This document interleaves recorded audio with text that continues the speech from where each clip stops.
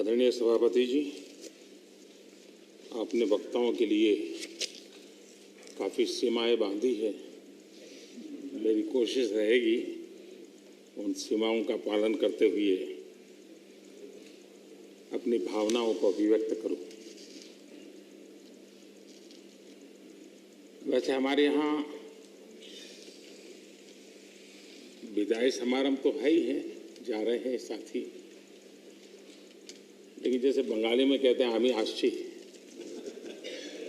या गुजराती में कहते हैं आवजो, कम अगेन।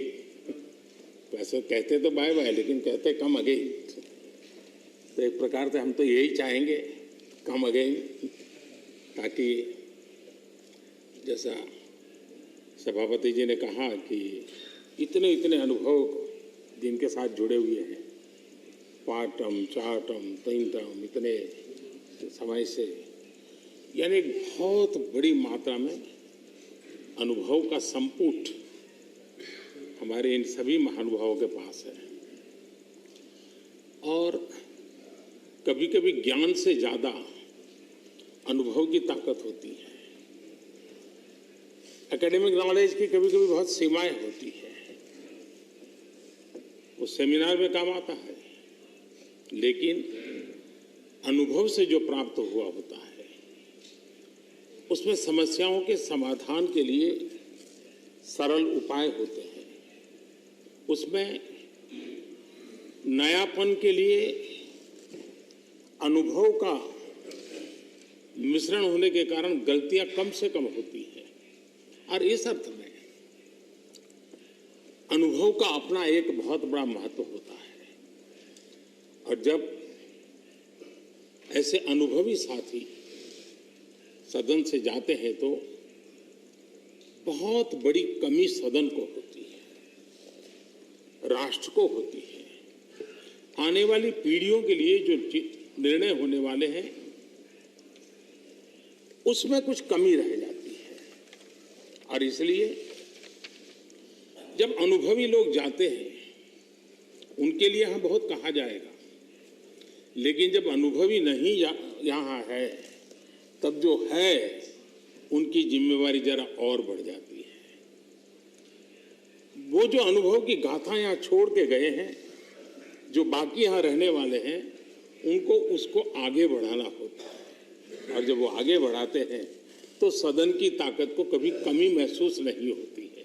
और मुझे विश्वास है कि आप जो साथी आज विदाई लेने वाले हैं, उनसे हम जो सभी सीखे हैं, आज हम भी संकल्प करें उसमें से जो भी उत्तम है, जो श्रेष्ठ है, उसको हम आगे बढ़ाने में इस सदन की पवित्र जगह का जरूर हम उपयोग करेंगे, और ताकि देश को समृद्धि में बहुत काम आएगा।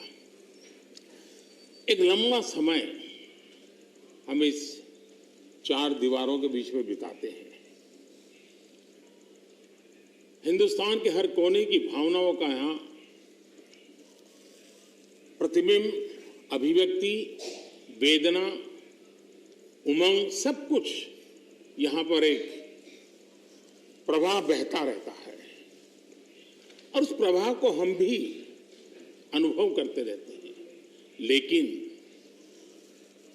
कभी हमको लगता होगा कि मैंने इस सदन में बहुत कुछ कंट्रीब्यूट किया, बहुत सच्चाई है, लेकिन साथ साथ इस सदन ने भी हमारे जीवन में बहुत कुछ कंट्रीब्यूट किया।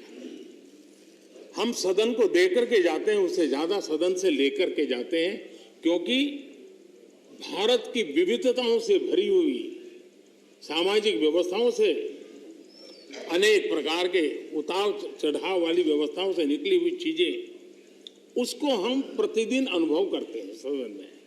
और इसलिए मैं आज यही कहूंगा कि भले हम इन चार दीवारों से निकल रहे हैं, लेकिन इस अनुभव को राष्ट्र के सर्वोत्तम हित के लिए चारों दिशाओं में ले जाएं, चारों दीवारों में पाया हुआ चारों दिशाओं में ले जाएं, ये हम सबका संकल्प रहे।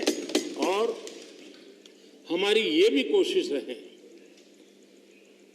कि सदन में अपने कालखंड में जो महत्वपूर्ण चीजें हमने कंट्रीब्यूट की हैं, जिसने देश को शेप दिया, देश की दिशा को मोड़ा है। मैं चाहूंगा उन स्मृतियों को आप कहीं न कहीं शब्दबद्ध करें, कहीं न कहीं लिखें, ताकि कभी न कभी वो आने वाली पीढ़ियों को रेफरेंस के रूप में काम आएगी।